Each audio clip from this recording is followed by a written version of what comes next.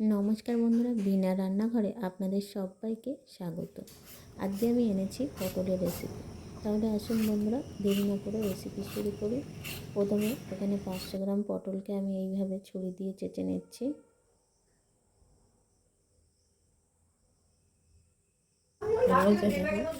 তোমরা কিন্তু এই কাজটা বটি দিয়েও করতে পারো, আমি ছুরি দিয়ে করে নিলাম। আর চাচাটা হয়ে গেলে পরিষ্কার করে 2বার জল পাল্টে ধুয়ে নিয়েছি। এবার মাঝখান দিয়ে 2 ভাগ করে নেব।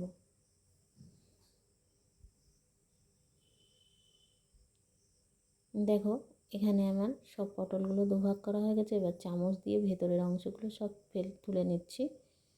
দেখো, এইভাবে তুলে নিলাম।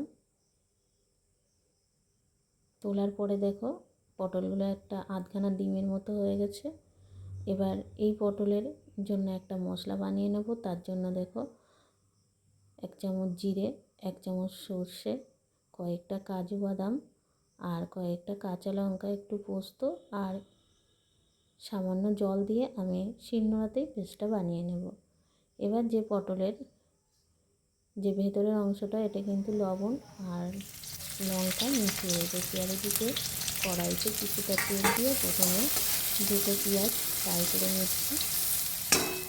এবার যে পটলের যে মধ্যখানের অংশটা ছিল, সেটা আমি ভালো করে এখানে পেঁয়াজের সাথে মিশিয়ে একটা পুর বানাবো।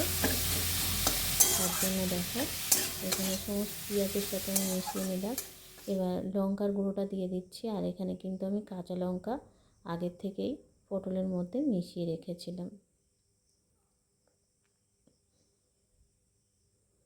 এবার একটা ডিমের কিছুটা অংশ আমি দিয়ে দিলাম। এই ডিমটা কিন্তু ফেটানো ছিল। আর এখানে পুরটা একটু টাইট হওয়ার জন্য আমি 2 চামচ এখানে ছাতু দিয়ে দিলাম। এবার দেখো পুরটা কতটা টাইট হয়েছে। এবার আমি একটা বাটিতে তুলে নিচ্ছি। এবার সমস্ত পটলে আমি এই পুরগুলো চামচ দিয়ে চেপে চেপে ভরে নেব।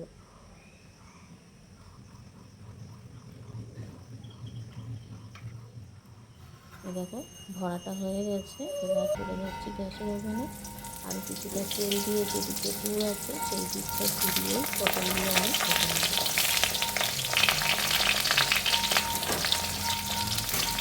দেখো বন্ধুরা, উল্টে দেওয়ার সময় আমার দেখানো হয়নি, যে পরের যে পটলগুলো আমি দেবো সেগুলো আমি দেখাবো।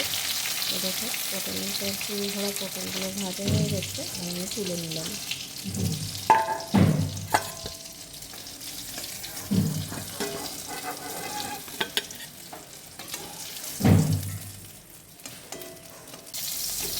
এবার যে বাকি পটলগুলো আমি ভেজে নিচ্ছি, দেখো এই তেলের মধ্যে দিয়ে দিলাম। এবার দেখো উল্টে দিচ্ছি। দেখো, একটাও কিন্তু বেরিয়ে আসছে না। এগুলো ভাজা হয়ে গেল, আমি তুলে নিলাম।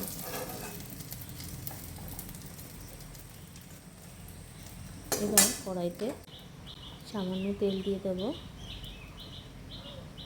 দিয়ে 1 চামচের মতো কালো জিরে আর যে পেস্টটা বানিয়েছিলাম এই পেস্টটা দিয়ে দেবো।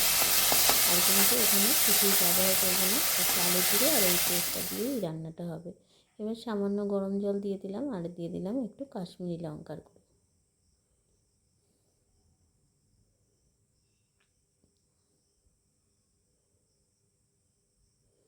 মশলা দিয়ে এবার তেল ছাড়তে শুরু করেছে। এখানে পরিমাণ মতো লবণ হলুদ দিয়ে দিচ্ছি।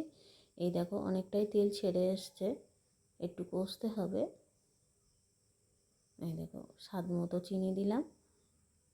এবার আমি গ্রেভিটা যেমনভাবে করব কিছুটা জল দিলাম, তোমরা পাতলা করলে আর একটু জল দেবে। এবার গ্রেভিটা ফুটে উঠলে আমি পটলগুলো ছেড়ে দেবো।